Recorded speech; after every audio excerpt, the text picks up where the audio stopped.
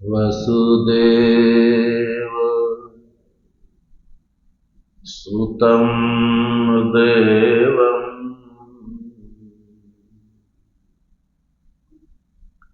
कंसचाणूरमर्दनम्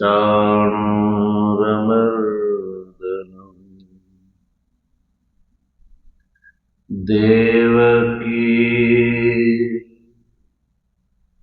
परमानन्दम्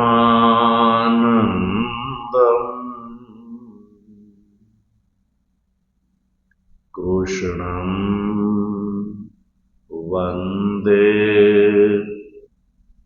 जगद्गुरु मूकं करोति वाचालं पंगुं लंघयते गिरिं यत्कृपा तमहं वन्दे परमानन्दमाधवम् शङ्करं शङ्कराचार्यं केशवं बादरायणम् सूत्रभाष्य कृतौ वन्दे भगवन्तौ पुनः पुनः ईश्वरो गुरुरात्मेति मूर्तिभेदविभागिने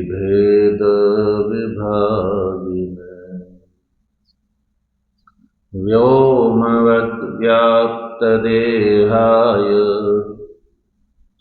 दक्षिणामूर्तये नमः। ओम शांति शांति शांति। तत्वजिज्ञासु सज्जनो, भगवाननी परमानुकंपाथी श्रीमद् भगवद गीताનું ભાષ્ય સહિત અધ્યયન વિચાર આપણે કરી રહ્યા છીએ। આ વિચાર ક્રમમાં સૌપ્રથમ ભગવાન ભાષ્યકાર દ્વારા કૃત મંગલાચરણ, તદ અનંતર उपोद्घात उपक्रमणिका भाष्य, तद अनंतर प्रथम अध्यायनो विचार कर्या पछी बीजा अध्यायनो गई काले अपने प्रारंभ करी चुक्या।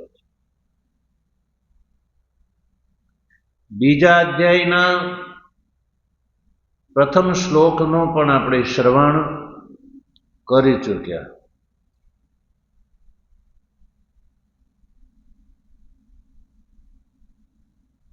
बीजा अध्यायना प्रारंभमां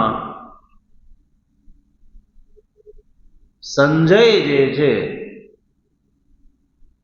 ए भगवान श्री कृष्ण अने अर्जुननी वच्चे जे संवाद थयो ए बात धृतराष्ट्र ने बतावे छे। ए प्रसंग संजय धृतराष्ट्र ने कहे छे के कृपाथी आविष्ट अने अश्रुथी पूर्ण चक्षु अने विषाद करता अर्जुन ने भगवान मधुसूदने ઇદમ વાક્યમ એટલે કે આગળ પ્રમાણે, વાક્ય એટલે વચનો કહ્યા. ભગવાને જે વચન કહે એ હજી આગળ સંજય ધૃતરાષ્ટ્રને બતાવે છે. અભિપ્રાય એ છે કે ભગવાન શ્રી કૃષ્ણએ અર્જુનની ઉપેક્ષા ન કરી. અર્જુને જ્યારે એમ કહ્યું કે આ યુદ્ધ જે છે એ શ્રેયસ્કર નથી,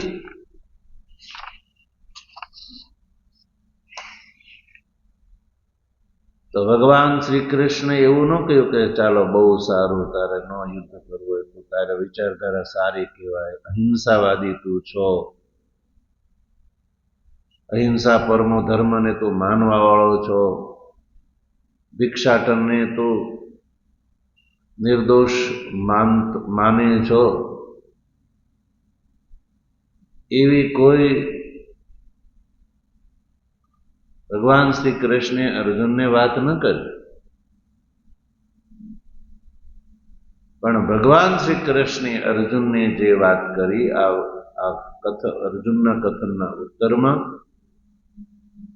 એ હવે પછી બીજા અધ્યાયના બીજા શ્લોકથી શરૂ થાય છે. ભગવાન શ્રી કૃષ્ણ અર્જુનને શું કહ્યું એ તો ભગવાનનો પ્રવેશ થાય છે. આપણે શ્લોકનું ઉચ્ચારણ કરીશું. શ્રી ભગવાન વાચ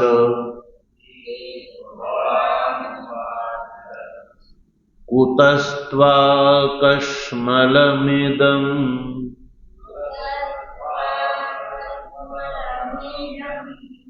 વિષમે સમુપસ્થિતં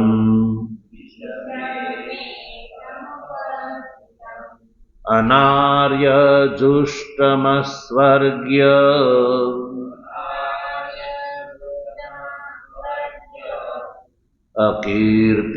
અકીર્તિકરમર્જુન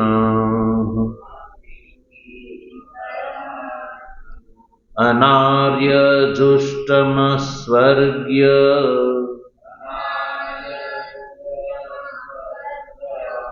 મકીર્તિકરમર્જુન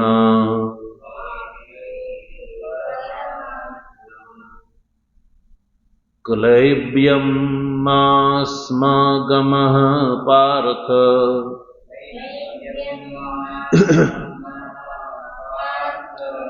નૈતત્વય્યુપપદ્યતે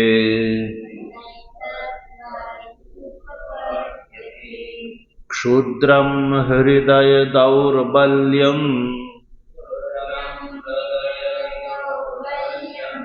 ત્યક્ત્વોત્તિષ્ઠ પરંતપ.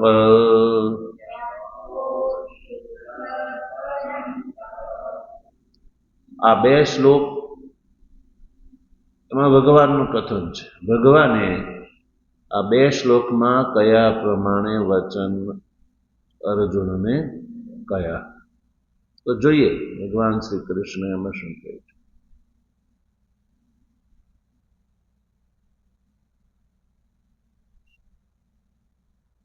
તો એ વચન નો અર્થ સમજવા માટે સૌથી પહેલા આપણે શ્લોકનો સંધિ વિગ્રહ કરીશું.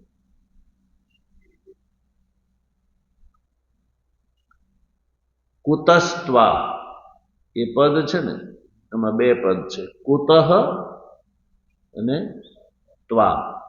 કુતઃ અને ત્વા.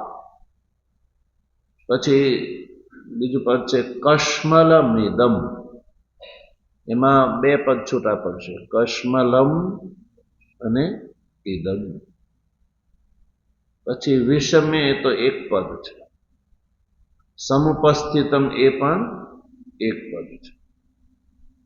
અનાર્ય જુષ્ટમસ્વર્ગ્ય,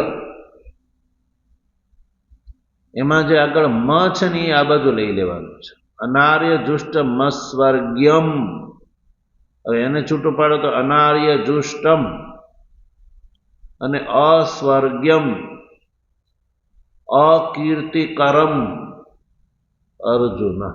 આ રીતે સંધિ વિગ્રહ થયો. અનાર્ય દુષ્ટમ अस्वर्ग्यम अकीर्तिकरम अर्जुन.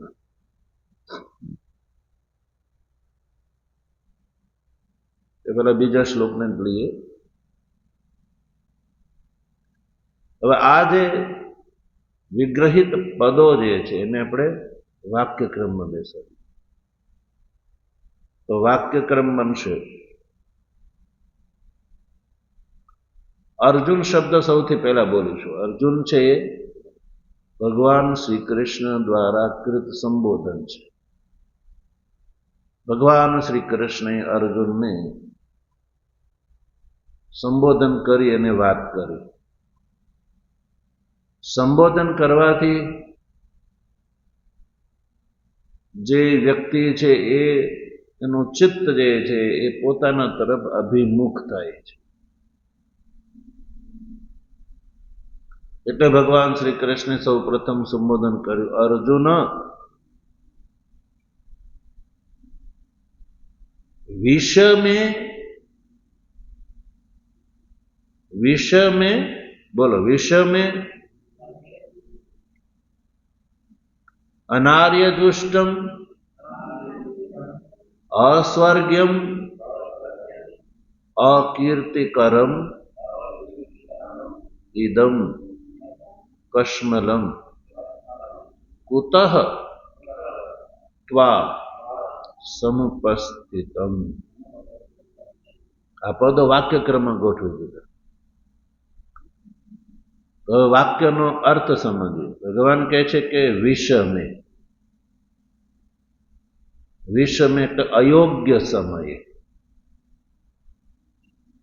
વિષમે એટલે અયોગ્ય સમય. અનાર્ય દુષ્ટમ એ કશ્મલનું વિશેષણ છે. અનાર્ય દુષ્ટમ એ કશ્મલનું વિશેષણ છે.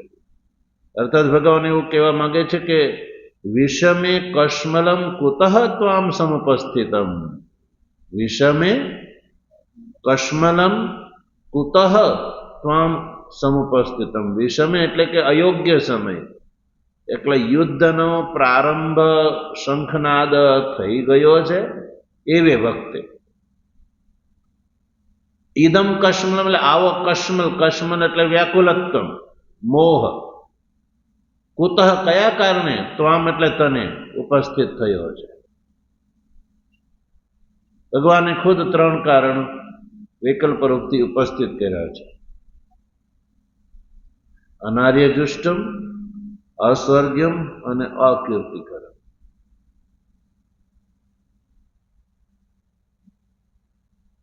કે વિષમે એટલે કે અયોગ્ય સમયે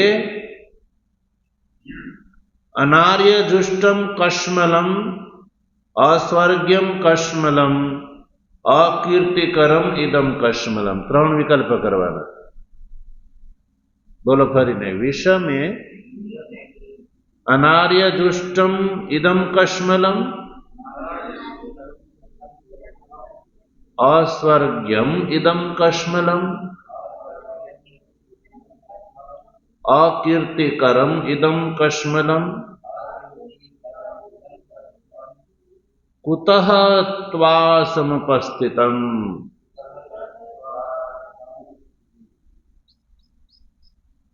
તો વિષમે પદ એટલે કે અયોગ્ય સમયે. અનાર્ય દુષ્ટમ એ કશ્મલનું વિશેષણ પહેલા જો. અનાર્ય દુષ્ટમ ઇદમ કશ્મલમ. અનાર્ય દુષ્ટમ નો અર્થ છે આર્યે અસેવિતમ. અનાર્ય દુષ્ટમ એટલે આર્યે અસેવિતમ, આર્ય દ્વારા અસેવિત. આર્ય પુરુષ જે છે એ આવો શોક ક્યારે કરતો નથી. એટલે કે હે અર્જુન, આ જે તારા મનમાં આ જે કશ્મલ એટલે આ જે વ્યાકુલત્વ જે તારા મનમાં જે ઊભું થઈ ગયું છે એ વ્યાકુલત્વમ અનાર્ય દુષ્ટ છે. એટલે આર્યો દ્વારા સેવિત. આર્ય પુરુષોએ એનું ક્યારે સમર્થન કર્યું નથી અને એવું કર્યું નથી. એટલે આર્ય પુરુષે દ્વારા કર્યો હોત તો એ અનુકરણીય ગણાત, પણ આ તો અનાર્ય દુષ્ટ છે. ઇદમ કશ્મલમ એટલે આ જે તારા મનની અંદર જે વ્યાકુલત્વ છે, કશ્મલ છે, એ અનાર્ય દુષ્ટ છે, અનાર્યો દ્વારા સેવિત છે, આર્યો દ્વારા સેવિત નથી. અર્થાત કે આવા પ્રકારનો જે વિચાર છે એ અનાર્યો કરે છે, આર્યો કરતા નથી. આપણા માટે અનુકરણીય એ જ વસ્તુ છે જે આર્યો સેવિત હોય, આર્યોએ જેનું અનુષ્ઠાન કર્યું હોય, આર્યોએ જેનું આચરણ કર્યું હોય, આર્યોએ એવો વ્યવહાર કર્યો હોય, તો એ વ્યવહાર પરંપરાથી આપણે પણ કરવો જોઈએ. પણ આ જે કશ્મલ છે, તું જે વાત કરે છે એ વાત અનાર્ય દુષ્ટ સેવિત છે.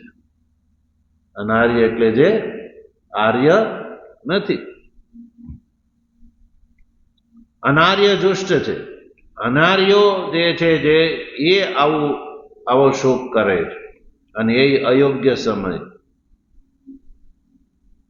એટલે જે અનાર્ય દુષ્ટ છે એવો આ કશ્મલમ, આવું વ્યાકુલત્વમ, કુતઃ ત્વા સમુપસ્થિતમ. કુતઃ એટલે કયા કારણે તારા મનની અંદર આ પ્રાપ્ત થયું છે.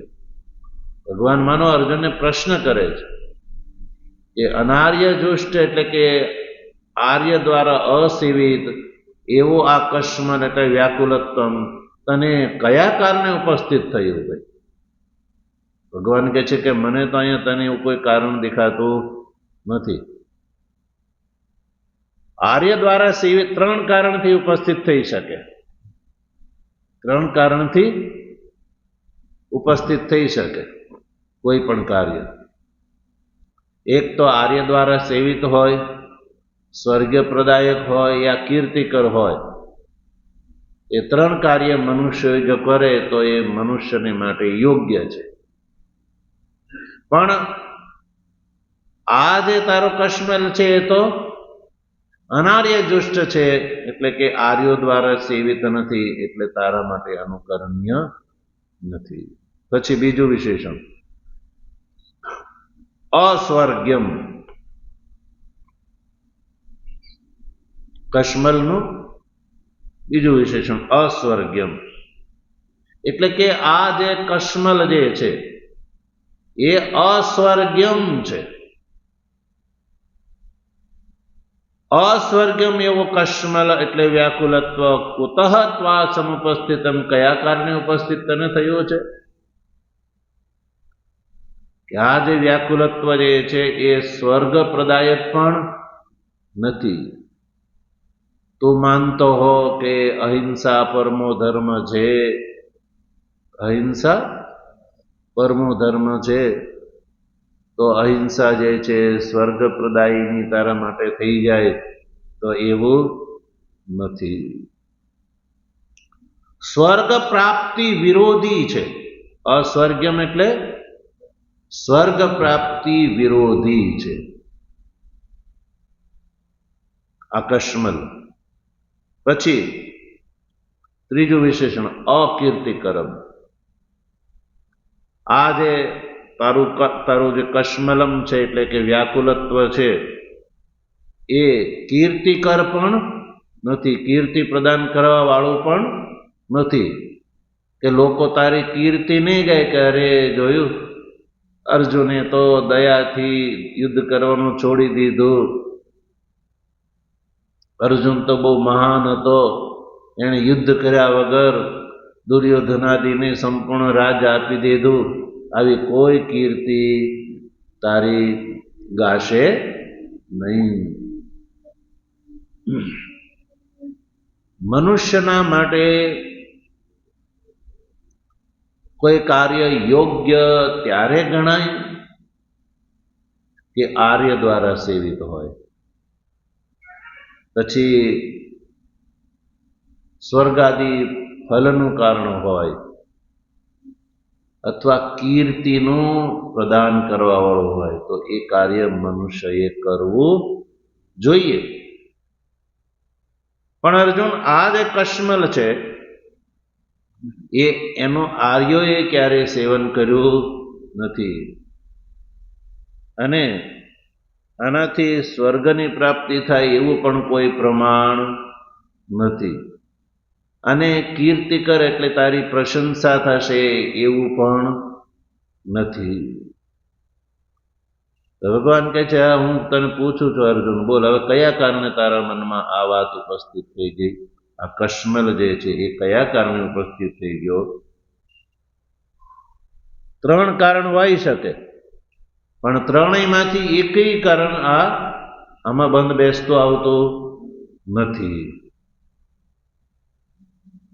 આ શ્લોકમાં ભગવાને એવું કહ્યું, કુતઃ કયા કારણથી, ત્વા એટલે તારી અંદર, ઇદમ એટલે આવો, કશ્મલ એટલે મોહ, વિષમે એટલે કે યુદ્ધના સમયે, સમુપસ્થિતમ એટલે તને પ્રાપ્ત થયો છે.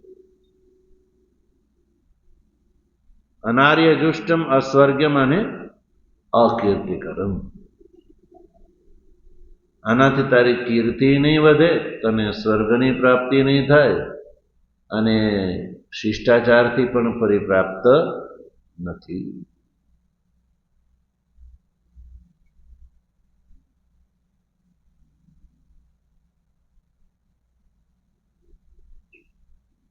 અને આ વાત ખાસ ભગવાન શ્રી કૃષ્ણ અર્જુનને એટલા માટે કહે છે કે હે અર્જુન, તું તો સર્વ ક્ષત્રિયોમાં પ્રવર છો.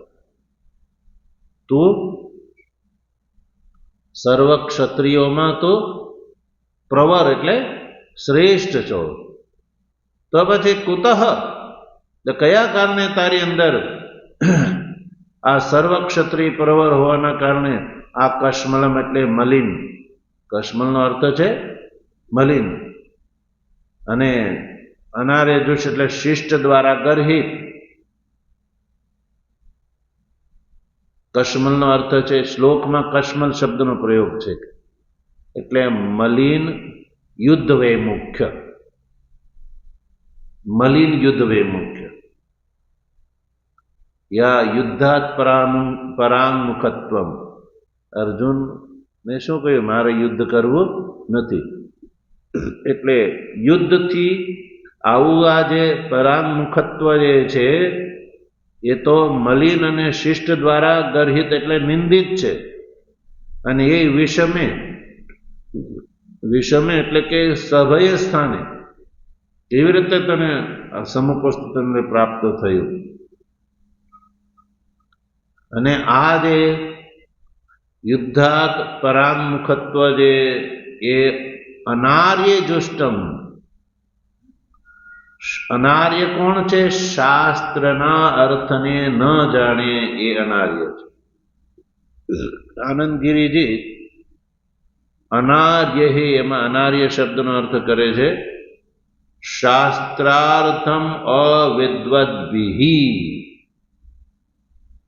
તો અનાર્ય કોણ છે? શાસ્ત્રાર્થમ અવિદ, શાસ્ત્રના અર્થને જે નથી જાણતો એ કોણ છે? અનાર્ય છે. શાસ્ત્રના અર્થને જે નથી જાણતો એને શું કહેવામાં આવે છે? અનાર્ય. અને અનાર્ય જુષ્ટ એટલે શાસ્ત્રાર્થમ અવિદ્વદ્ભિઃ જુષ્ટમ સેવિતમ. શાસ્ત્રના અર્થને જે નથી જાણતો એવો વ્યક્તિ જે વ્યવહાર કરે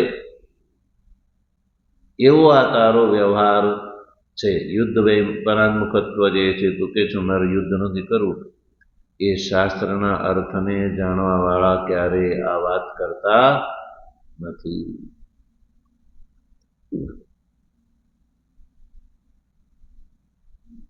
શાસ્ત્રના અર્થને જે જાણે છે એ તો એ સમજે છે કે ક્ષત્રિયનો ધર્મ યુદ્ધ છે. યુદ્ધ કરવું એ છે, યુદ્ધ પરાંગમુખત્વ નથી. યુદ્ધથી ભાગવું એ ક્ષત્રિયનો ધર્મ નથી, પણ સામી છાતીએ લડવું એ ક્ષત્રિયનો ધર્મ છે. એટલે શાસ્ત્રના અર્થને જાણવા વાળા ક્યારેય આવી વાત ન કરે. એટલે તારી આ વાત જે છે શાસ્ત્રના અર્થને નહીં જાણવા વાળા લોકો જેવી છે. પછી અર્જુન કદાચ એમ કે માનો કે સારું ચાલો અનાર્ય દુષ્ટ છે પણ હું યુદ્ધ નહીં કરું તો અહિંસાનું પાલન થયું ગણાશે, અને અહિંસાના પાલનથી મને સ્વર્ગની પ્રાપ્તિ તો થશે ને ભગવાન, મને સ્વર્ગની પ્રાપ્તિ તો થશે ને. તો ભગવાન કહે છે કે નહીં, અસ્વર્ગ્ય, આનાથી તને સ્વર્ગની પણ પ્રાપ્તિ સંભવ નથી. કે આ શોક આ જે યુદ્ધ પરાંગમુખત્વ જે છે એ અસ્વર્ગ્યમ છે. અસ્વર્ગ્યમ એટલે સ્વર્ગા અનર્હમ, સ્વર્ગને યોગ્ય પણ નથી. ને સ્વર્ગને યોગ્ય નથી એટલું જ નહીં, પ્રત્યવાય કારણમ, દોષનું કારણ છે. એનાથી તને લાભ નહીં થાય પણ તો દોષનો ભાગીદાર થઈશ. તો અર્જુન કહે છે કે સારું ચાલો મને સ્વર્ગની પ્રાપ્તિ ન થાય, પણ અહીંયા લોકો મારી કીર્તિ તો ગાન કરશે ને, મને કીર્તિ તો પ્રશંસા તો મળશે ને, લોકો મારી પ્રશંસા તો કરશે ને કે વાહ અર્જુન જો કે એટલો મહાન બાણાવાળી અને મહાન યોદ્ધા હોવા છતાં જોઈ એને યુદ્ધ દયાથી છોડી દીધું ને દુર્યોધનાદિને બધું આપી દીધું, એવી કીર્તિનું ગાન તો કરશે ને. ભગવાન કહે છે કે અકીર્તિકરમ, ઇહ ચ અકીર્તિકરમ એટલે અયશસ્કરમ, આ યશનો પણ ભાગીદાર તું નહીં થા.